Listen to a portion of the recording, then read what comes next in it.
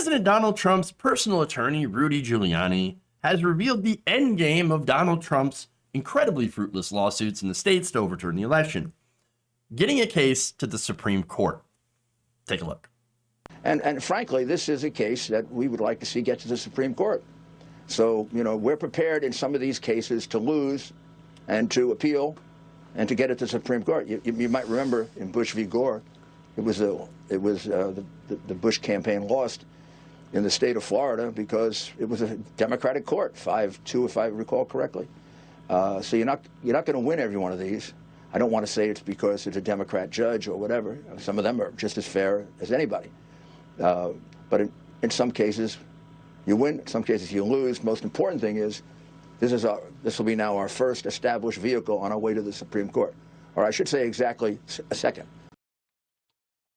All right. So that's Giuliani. He's like, yeah, we want to take it to the Supreme Court. We want to take it to the Supreme Court. So what does he think is going to happen there? I mean, okay, so right now, what the Trump plan is to file all these ridiculous lawsuits in these states to try to overturn election results, right? Because we think he thinks that there's widespread fraud in these elections, except that they have absolutely no evidence, right? But they're saying even though we have no legal justification to try to throw out these hundreds of thousands of ballots and therefore overturn the results of the election, we're still trying to do so. We're still going to try to take it to the Supreme Court. And again, that's the end goal. Take it to the Supreme Court so the Supreme Court can try to overturn this election. What have I been saying? Now, what that would be is essentially a political coup, okay? And would completely undermine faith in the courts, in the court system. Already, people have a pretty low opinion of government, and I have a pretty low opinion of the Supreme Court at this point, because you have a lot of activist judges, in my opinion. And here's the thing. This could happen. I'm not completely discounting it, although it would have to be, it would be a political coup, which would be a major thing, but I don't think it's likely that it would happen, but it could. You've got a 6-3 supermajority now. You've got, Clarence Thomas, Alito, Amy Coney Barrett. Those are the people that I'm really, really concerned with. I'm 100% sure, 99% sure that they are activist judges, right? And they are going to rule basically the way that Trump thinks that they're going to rule. That's my guess. Again, a lot of them, Kavanaugh, Gorsuch, and Amy Coney Barrett, I believe, worked on George W. Bush's legal challenge, which allowed him to win the election. Now, this is a completely different situation. This would be absolutely unprecedented. And so that's the problem, okay?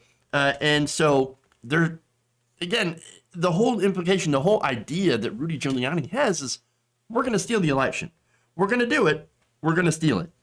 And we're going to say that it was justified because all these ballots are fraudulent, that we had machines that are stealing votes from Donald Trump, giving them to Joe Biden. Again, there's no evidence of that. And again, the reason that I keep saying that there's no evidence of it, because they would have already brought it forward in the lower courts. They would have brought forward their evidence, and they would have actually won. And so, again, I'm worried that they're going to, again, go to the court, bring no evidence, and they're going to be like, yeah, who cares? Throw them all out anyway. Again, that would be just a huge, huge coup here. And so it does worry me that Giuliani and a lot of Trump supporters, they are now counting on the court to hand them an election that they clearly lost. And so it's really, really kind of messed up, because that's not the way our election should operate. And so, again, if you're not concerned, well, I would be a little bit concerned. And we'll see. We'll see.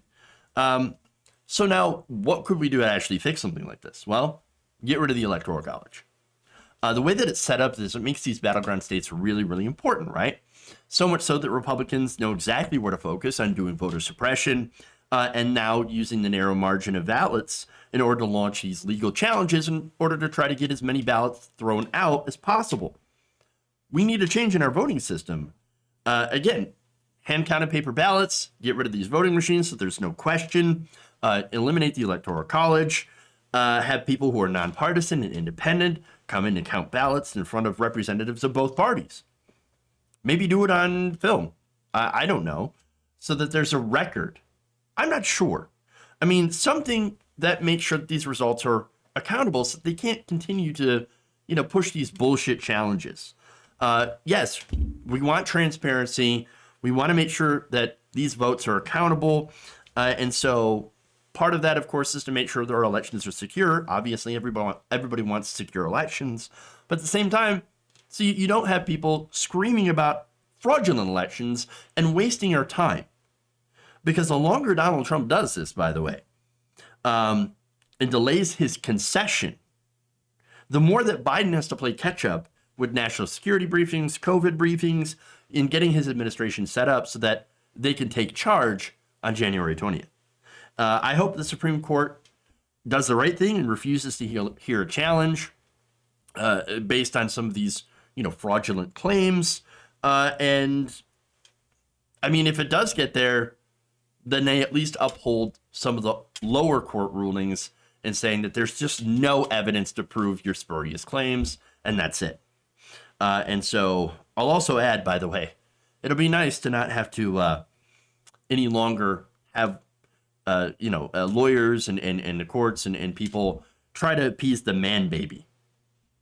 I think that's one of the reasons that more people voted for Joe Biden than anyone else. And so I think we're all like super tired of Trump and his challenges and his bullshit. He's a lame duck president. He could still do some things. He could even do some positive things on COVID and try to push the Senate to be able to approve a COVID relief bill. He could do something like that.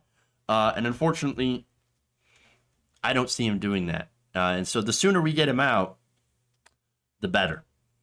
If you enjoyed this video, please give us a like and share with your friends. You can subscribe and help out the channel by becoming a patron. It's patreon.com/Jeff Waldorf, or you can become a channel member as well by hitting the join button below.